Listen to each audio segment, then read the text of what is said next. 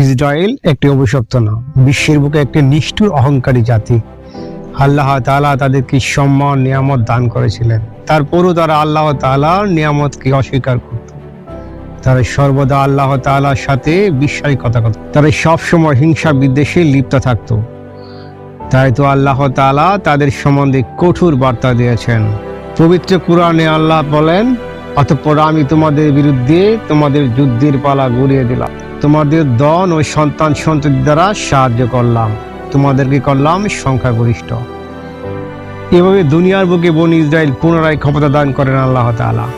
ধারণা করা হয় গেল কয়েক হাজার বছরের মধ্যে এই প্রথম সামরিক, রাজনৈতিক, অর্থনৈতিকভাবে সবচেয়ে শক্ত অবস্থান করছে ইসরায়েল। ইসলামের শুরুর দিককার কোরআনের তাফসীরদের মতে কোরআনে বর্ণিত দুটি ঘটনা ইতিমধ্যে সম্পন্ন হয়েছে, তবে আধুনিক মুফাসসিরদের বিশ্বাস দ্বিতীয় ঘটনা এখনো সংঘটিত হয়নি। ইসলাম ধর্মের বিশ্বাস অনুযায়ী কিয়ামত সংগঠনের আগ পর্যন্ত ইমাম মাহদীর নেতৃত্বে মুসলিমরা জেরুজালেম জয় করবে। বর্তমান বিশ্বের ঘটনাবলী পরম্পরায় অনেক মুফাসসিররা মনে করেন এটাই হবে বনী ইসরায়েলের পর দ্বিতীয় বিপর্যয়ের ঘটনা। যুগে যুগে আল্লাহ তাআলা অবাধ্য নবীদের হত্যা, দুনিয়ার বুকে ফিতনা ফাসাদ করেছে বনী ইসরায়েল। এই জন্য বারবার লাঞ্ছিত, অপমান, ধ্বংস এবং বিতাড়িত হয়েছে তারা। কিয়ামত সংঘটিত হওয়ার আগ পর্যন্ত এই চক্র চলমান থাকবে।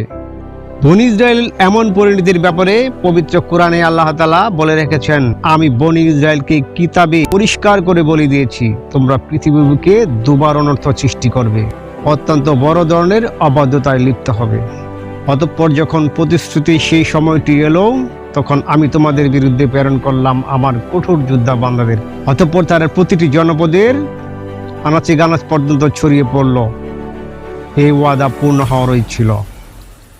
মহান আল্লাহ পাক আরো বলেন, অতঃপর আমি তোমাদের জন্য তাদের বিরুদ্ধে পালা ঘুরিয়ে দিলাম, তোমাদের ধন সম্পদ, পুত্র সন্তান দ্বারা সাহায্য করলাম এবং তোমাদের জনসংখ্যার দিক দিয়ে একটা বিরাট বাহিনীতে পরিণত করলাম। তোমরা যদি ভালো করো তবে নিজেদের জন্যই ভালো করবে, যদি মন্দ করো তবে তাও নিজেদের জন্যই। এরপর যখন দ্বিতীয় সময়টি এলো, তখন অন্য বান্দাদেরকে প্রেরণ করলাম যাতে তোমাদের মুখমণ্ডল বিকৃতি করে দেয় আর মসজিদে ঢুকে পড়ে যেমন প্রথমবার ঢুকেছিল, যেখানে জয়ী হয় সেখানে পুরোপুরি ধ্বংসযজ্ঞ চালায়। হয়তো তোমাদের পালনকর্তা তোমাদের প্রতি অনুগ্রহ করবেন, কিন্তু যদি পুনরায় তদ্রূপ করো আমি পুনরায় তাই করব। আমি জাহান্নামকে কাফেরদের জন্য কয়েদখানা করেছি। বনী ইসরায়েলের আয়াত থেকে বোঝা যায় এই জাতি দুনিয়ার বুকে দুবার ফাসাদ সৃষ্টি করবে, অতঃপর আল্লাহ তাআলা তাদেরকে পরাজিত করবেন। ধারণা করা হয় প্রথম ঘটনাটি ইতিমধ্যে ঘটে গেছে। খ্রিস্টপূর্ব 722 অব্দে বনী ইসরায়েলের একটি অংশকে জোরপূর্বক নির্বাসিত করে এসিরিয়ানরা, নব্য এসিরিয়ান রাজা তৃতীয় তিগ্লাত-পিলেসার এবং পঞ্চম সালমনেসার এই ইসরায়েলি সাম্রাজ্য ধ্বংস করেছিলেন। তখন জেরুজালেম দখল করে নিয়েছিলেন এসিরিয়ান রাজারা। এটা ছিল দাউদ আলাইহিস সালামের তৈরি করা সাম্রাজ্যের পতন। তাছাড়া কোরআনে বনী ইসরায়েলকে ধুরন্ধর এবং অর্থলোভী হিসাবে উল্লেখ করা হয়েছে। আসলে তাদের অন্তরে আল্লাহর চেয়ে তোমাদের ভয় বেশি, কারণ তারা অবুঝ সম্প্রদায়। সবসময় বিশ্বাস ভঙ্গ করা বনী ইসরায়েলের একটি মন্দ স্বভাব। তাই তাদের সঙ্গে চুক্তি করার ক্ষেত্রে সতর্ক করা হয়েছে।